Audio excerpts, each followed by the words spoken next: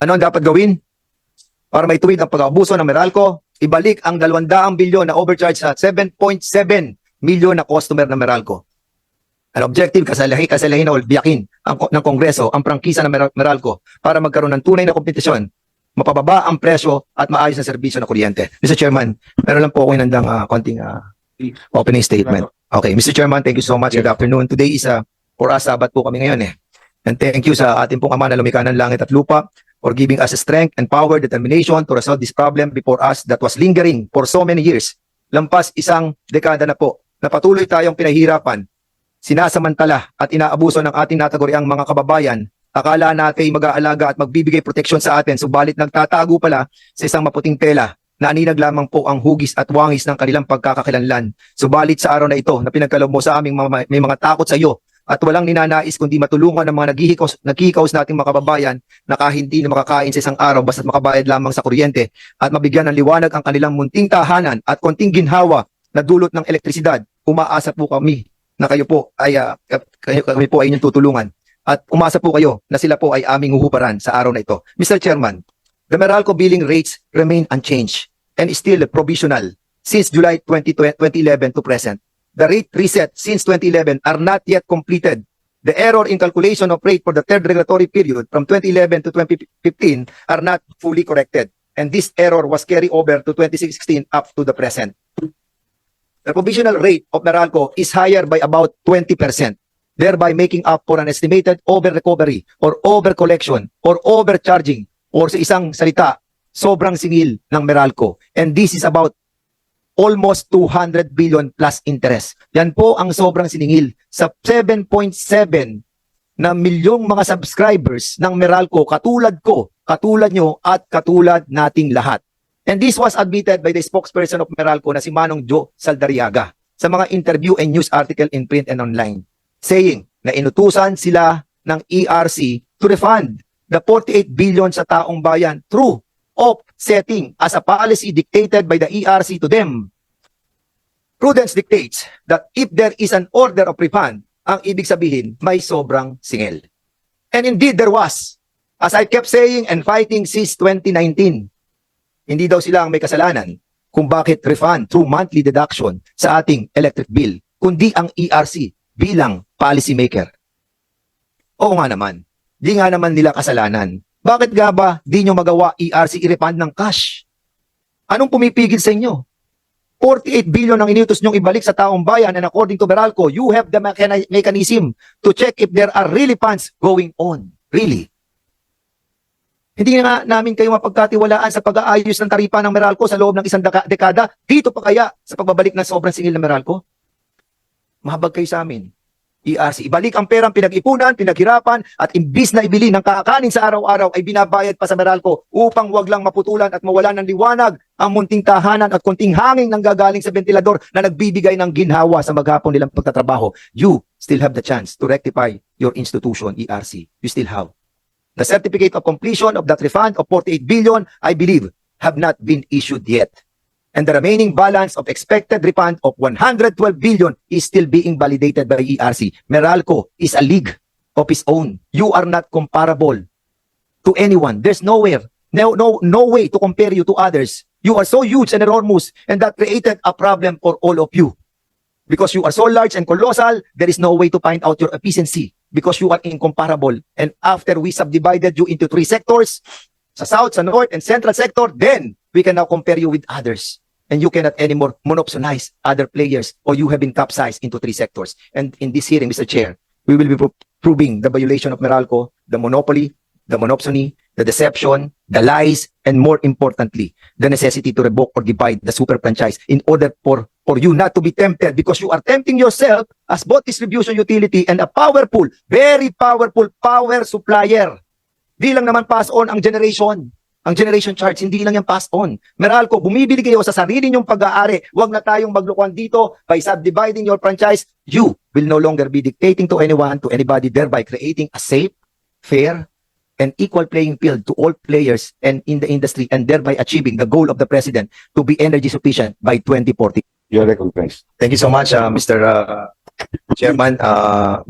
My first question sa Meralco. Meralco, Did you submit all your documents pertaining to the operation and the financial documents that being required by Section 4 under Republic Act 9209? Yes, Your Honor. With the permission of the chairman. Yes. On the Yes or no muna tayo. Did you submit? Mula 2004 hanggang present. yes, sir. We can coordinate with the secretary to present No, I receiving mean, copies did you of submit? the submissions that we have made on an annual basis of the finances and operations of Meralco in accordance with our franchise. So lahat po nasubmit po. Opo, we can present po the Okay, receiving sige. Thank you copies. so much po. Kasi I written the Committee on Franchise. What they have given us is only 2018 up to present. And we are asking the 2004 up to 2017, and they haven't given us. So in that case, please submit to us the acknowledged receipt of all the documents that you have submitted on this committee. Thank you so much. Your Honor. Okay, my second line of question is, you have overcollected 48 billion pesos. Is that correct? Mr. Chair, before we start, do you have we know that we have the list of interpolators. How about the time limit? Do we have a 5-minute rule? Yes. 5-minute rule, and then we go second round? Yes, I will, we'll do the 5-minute rule for questions, okay? Hindi kasama yung sagot, ha?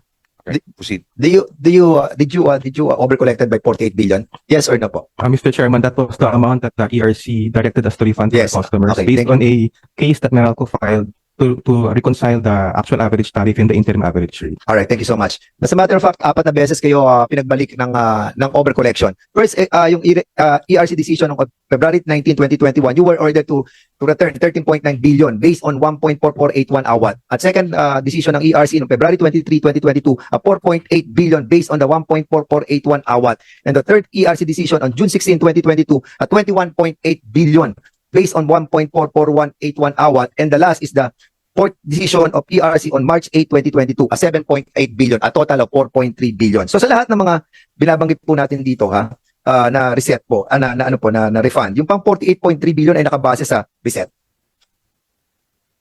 Hindi po nagkaroon ng reset for the fourth regulatory period ang Meralco. Yeah. Actually, ang mga group A utilities, nakasama po ang Meralco. So kasama po doon ang Dagupan Electric at ang Cagayan Electric Okay, Power and Light. okay na. So hindi tayo nakabase totally sa reset. Is that a correct presumption? Hindi tayo totally nakabase sa reset. Kasi yung reset, wala pa nga eh. Kumbaga, parang provisional rate lang ang binigay natin. Tama po, record Okay, extension na hindi okay. po Una po tayo kasi limited po yung time natin na 5 minutes. Okay. So ngayon, based tayo sa 14.97% and the provisional rate that Meralco applied. So ngayon, gusto lang natin paliwanag sa ating mga kababayan. Ay, naka-live tayo, baka mamaya hindi na intindihan natin mga kababayan. Yung mga pinag-uusapan po natin dito na 1.1 peso and 44 cents.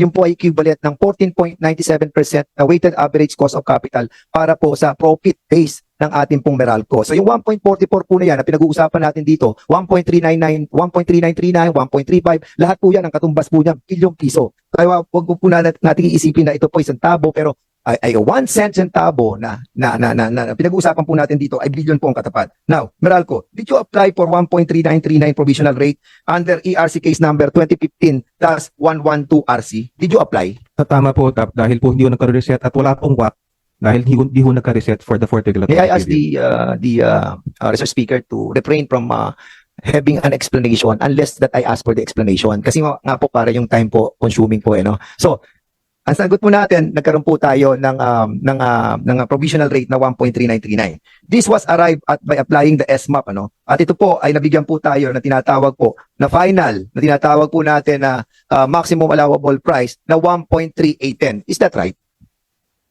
Tama po yung provision Okay. at that time. So nung March 8 po ng 2022, ERC issued the partial correction of the 1.3522 na kung saan ay ito po yung ikinarga sa third regulatory period. Is that right? Ang 1.3522 ay yung final decision po ng ERC for the lapse period po. Yeah, for the lapse period. Hindi ho for the third regulatory period. Okay, sige. Okay. So ngayon question. When was your last application for the reset for the fourth and fifth regulatory? Yung For the application po ninyo, kailan for po? the fourth regulatory period, hindi ho nagkaroon ng regulatory reset for the group. Pero did you apply? Wala pong rules na lumabas kaya hindi ho kami nakapag-apply. So instead of applying for a reset, ang ginawa nyo, nag-apply po kayo ng provisional rate. Is that correct assumption? Tama po, hindi ho Okay. lumabas in time yung rules kaya napilitan kami. So kasalanan ng ERC dahil hindi sila naglabas ng rules. Pero in accordance with their RDWR, dapat in every 4 years maglalabas. Correct? Tama po. Okay. So, hindi nyo ba naisip na sa tagal na wala na kayong reset, dapat moto proprio, di ba? Nag-apply na kayo ng hindi provisional rate, but for the reset process. Di ba? It is incumbent upon us because we are trying to give the least cost manner to our consumer. Dapat tayo, nagdadala na ng ating application sa kanila. But you never did. Anyway, pakita natin yung ating pong slide pagdating po dun sa valuation. Pakikita lang po natin yung valuation natin. Did you file a case against the decision of, did you file a case sa Supreme Court regarding GR 226443 noong October 8, 2019 kung saan lumabas po yung decision ng Supreme Court? Did you file a case sa Supreme Court? Sorry, Your Honor, I'm not familiar with the case, but we'll get the details on that. But this is a very important case, ha? This is in case with regards to your optimized depreciation cost. Ito po yung sinasabi ng replacement cost ng Supreme Court. Do you recall this Supreme Court decision that was decided on October 8, 2019? Hindi po kayo pamilyar? Oh, yung I think Attorney Carmen Grace is trying to say something. Attorney Grace, you are welcome to answer the question. Your Honor, to clarify, the case was filed by a consumer group, but it was elevated up to the Supreme. Okay, so this was filed by the consumer group. Okay, so alam niyo ang decision ng Supreme Court? Essentially, Your Honor, the Supreme Court upheld the rules of the ERC. The what? Can you speak louder? Can you remove this, Your Honor? Your Honor, the Supreme Court affirmed the ERC rules on performance-based regulation. On the performance-based regulation, affirmed the Supreme Court. Are you telling the truth? Yes, Your Honor. Mr. Chairman, can we take their oath, please? Hindi pa po ata sila nagtatake ng oath. Nag-oath na ba sila? Yes. No. Yes. Okay. On the request of the sponsor, may I ask everyone to rise and ask the COMSEC, everybody that's present, all resource persons present in today's hearing, please rise and I ask direct the COMSEC to administer the oath.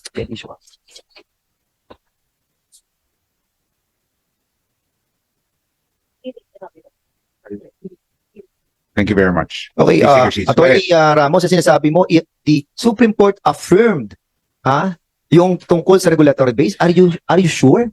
You are under oath. Your Honor, let me just You want to correct your case answer? the case number, Your Honor. Can you GR 226443, decided on October 8, 2019. Andiyan na, pakilagay lang yung pakilagay lang. You are saying that it was affirmed. Ayan na naman, deception na naman tayo.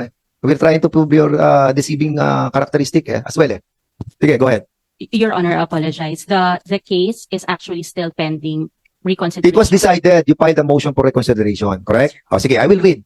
Ito ay partially granted yung inyong petition, but you were ordered by the Supreme Court i-void yung tinatawag ninyong regulatory asset base based on optimized depreciated replacement cost na kung saan ang sabi ng Supreme Court, may valuation na, may interest rate na, inflated na. Ang sabi niyo, huwag niyo gamitin to. Ang gamitin niyo isang methodology na kung saan mas mababa dito sa ginamit ng ERC. And that's the reason why, ang sabi ng Supreme Court, i-void natin yan. Give the consumer the electricity in the least cost manner. Kaya ang dapat na gamitin nyo dito ay yung mababang methodology. Can I show the next slide? Next slide, please. And what you have presented ay yung mataas na ODRC. Dahil sa mataas na ODRC, next slide.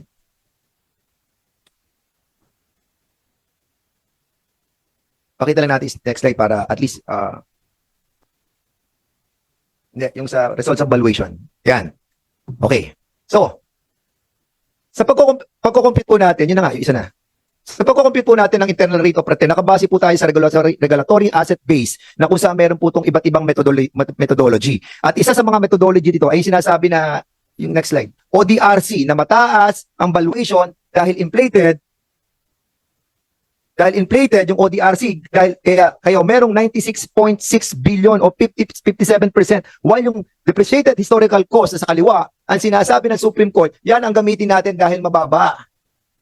Pero with the decision of ERC, they have decided under ERC case number 2010-69, 2011-084, 2012-054, 2013-056, 2014-029, decided on March 8, 2022, sa page 22, sinabi ng ERC. Ito ang sinabi ng ERC, pakinggan nyo to, ERC, alam nyo na to.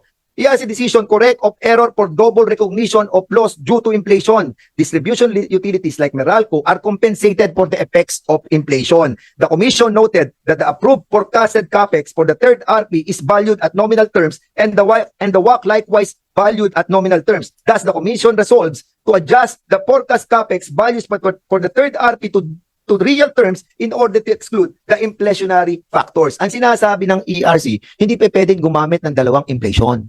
Bawal ang double inflation. Ang gagamitin nyo lamang, it's either you have the ODRC, which is inflated using the real WACC, which is 7.97%, or either you use the historical depreciated cost, which you can use the actual WACC na nominal, which is 14.97%. Ang tanong, dahil sa ginawa nyo, double inflation ang ginamit nyo, nagdoble ngayon ang ating bill. That's the reason why sobra ang singil ninyo sa ating mga kababayan. Okay? So, yung ating third RP is not yet closed because of this. Sana ang ginawa ng Meralco, hindi na lang sila nag-file, nagdumiretso na sila sa reset para sa gano'n, nabigay na po yung tamang weighted average cost of capital natin na 1 peso and 44 centavos na itama na po sana yung per kilowatt na sinisingil sa ating kababayan. Ngayon, tanong ko po sa inyo, what is the relationship between the RAB and the WACC relationship na ipina-play nyo sa ating pong 5th regulatory period, yung application po ninyo? Meralco. Yung regulatory asset base, yun po yung assets on which a return will be allowed by the Ano po yung pinal po ninyo? Historical cost or ODRC sa 5th regulatory period? being a regulated utility, we have to follow the rules of the ERC. So, DRC, sila magdidesisyon ngayon. kung ano po nasa rules sila, yun po ang kailangang gamitin namin. Sige, we will be asking the chairwoman in a while na. And the reason why eto nga kasi doon sa ano nyo sa application nyo hindi nyo nilagay sa people regulatory kung anong klase ng WACC ang gagamitin, nominal ba o real. Punta tayo sa next slide po. Lalampasan ko yun, tatanungin ko na lang si Mona Lisa mamaya doon. Okay. Punta tayo sa financial statistics nyo. Konti na lang po ito, Mr. Chairman. Punta po tayo sa, ayan, pakilakihan lamang po natin para makita ng ating mga kababayan. Okay. Dito sa financial statistics nyo, from 2012 to 2019, the total cash generated from your operation ay umabot ng 296 billion. At ito ay natin sa net income, 158 billion, depreciation cost of 56 billion, and provision for losses na 80 billion. All these funds were used for operations, correct? Kasi nakalagay po dyan yung operation. Ano? Can we give a copy to ano, sa kanila?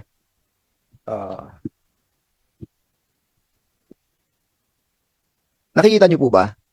Hindi kita, ano? Pwede ba pakisum pa ng konti para at least makita po natin yung pumunta ka ng bandang kaliwa. Bandang kaliwa. Sige pa. Kaliwa. Sige, hindi, tama yan. Tama pa. Sige pa. Sige. Doon sa may color. Highlighted, sa kaliwa. Yan. Okay. Yan ang cash flow nyo. Sumo, tama yan. Ayan. Yan ang cash flow nyo ng inyong operation. Okay? Naka-specify tayo. 2012 hanggang 2019. Baba mo. Baba lang po natin. Okay. Sige pa. Okay. Yan po ang total nyo. 296,879 million. Billion po yan. 296 billion. 879 million. Makikita po nyo yung net income nyo. 158 billion. At yung pong depreciation nyo is 56 billion. At yung provision na yan. 80.8 billion. Ang tanong ko, yung provision for loss, possible loss, and expenses for claims, ba't ginamit nyo sa inyong operation? Ang provision na yan na loss and possible claims, yan yung mga over collection. Pero ginamit nyo sa operation. Why? Sorry, Your Honor, I'm not familiar with the numbers. If we can be given time to study and verify these figures, Your Okay. Honor, then we can more intelligently respond. Okay, we will be asking you the next time to bring us all the yung report nyo about dyan sa provision. Yung provision na po yan po yung tinatawag po natin. Can we show the next slide? Pakita ko lang muna natin yung next slide. Okay. Yung provision na po yan, pumunta tayo sa kanan, yung bandang kanan, yung mga red. Yung mga provision na yan po yung tinatawag natin windfall yun kanina nga. Hindi, kanina na, yung kanina. Slide 3. Yan. Hindi, yung susunod yan. Hindi yan. Hindi yan. Yan. Okay. So, punta tayo sa bandang kanan. Yung mga red saka blue. Zoom lang yung red saka yung blue. Yan. Sige pa. Zoom mo pa. Okay. So, yung mga red na yan saka blue. Yan. Okay. Yan. 2012, 12, 13, 14, 15. Yan ang estimated overbilling nyo. 12 billion, 12.1, 13.9, 14 billion hanggang sa 2019. At itong provision nyo for loss, possible loss, and expenses for claims, ito po yung 9.2 billion, 10.2 billion, hanggang umabot po tayo ng 80 billion. So ang tanong, hindi ka kayo pamilyar, can you kindly submit us all the documents pertaining to this loss? Dahil yung mga loss na yan, dapat yan hindi nyo ginamit dahil yung overcollection nyo na 48 billion na ngayon ay binabalik nyo sa taong bayan sa pamamagitan ng offsetting, no? Pera namin yan. Pera ng ating pong 7.7 million Pilipinos, ginagamit po ninyo sa operation. Hindi nyo pwedeng gamitin yan sa operation dahil yan ay provision for possible loss and expenses or claims. Pinagkitaan nyo pa yung overcollection sa amin. Ginamit ninyo sa inyong operation. Submit to this committee. Submit to this committee. Saan napapunta yung 80 billion na provision for loss and expenses or claims na dapat binalik nyo na po sa amin ng cash. At ang ginawa ninyo, inuti-uti po ninyo ang pangongolekta, no? Ang pagre-refund. Para sa ganun, magamit po ninyo yung pondo para sa loss and expenses for claims. Balik po natin sa isang slide. Gusto ko lang po, Mr. Chairman, para lang maintindihan po natin, para matatapos na rin po tayo. Yung investment nila, pakita lang po natin yung investment nila kung saan nagpunta yung 297 billion from 2012 to 2019. Dahil dito makikita nyo po yung 297 billion yan, ang pinuntahan yan, CAPEX 96 billion, 111 billion for investment. And using the loss expenses for claims, ginamit nila yung pera ng taong bayan na imbis na ibalik sa pamagitan ng refund sa atin, ang ginawa po nila ay tingi-tingi nila ang ating kababayan. Sa loob ng 2 taon, buwan-buwan, ibinabalik nila unti-unti ang pera natin nang hindi natin nalalaman kasi inopset nila.